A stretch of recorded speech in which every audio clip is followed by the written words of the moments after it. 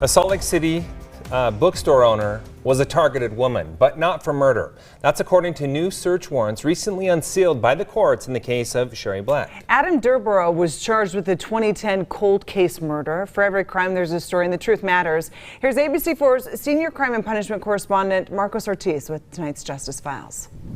You know, these search warrants have remained sealed for months, and now they're open to the public. It offers new insight as to how police found their suspect, Adam Durborough.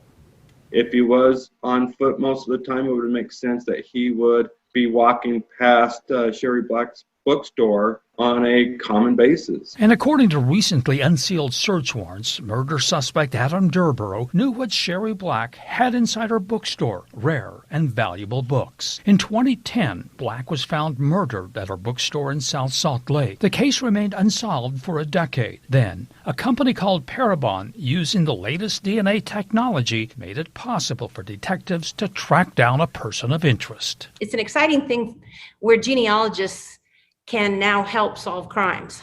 Kara Porter is the founder of the nation's only nonprofit DNA lab, which also uses the same DNA technology as Parabon. According to the search warrant, the DNA technology narrowed the search to the Durborough family. Then a family member was contacted who then outlined their family tree. The genealogist isn't doing the law enforcement work. They're just, it's like giving a tip to the police. They're just saying, hey, detective, why don't you look at this guy?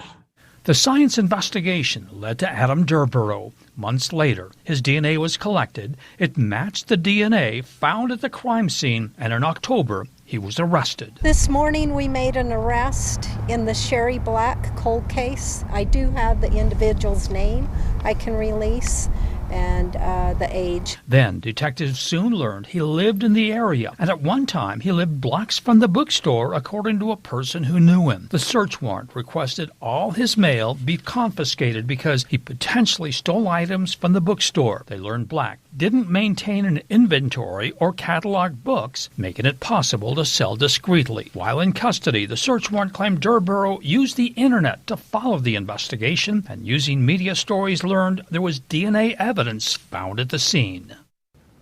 Now, these newly unsealed search warrants also disclosed that he had confessed to the crime, but there's no details about the motive for murdering Sherry Black. Of course, all this needs to be proven in court. No trial date has been set. For the Justice Files, Marcos Ortiz, ABC4 News.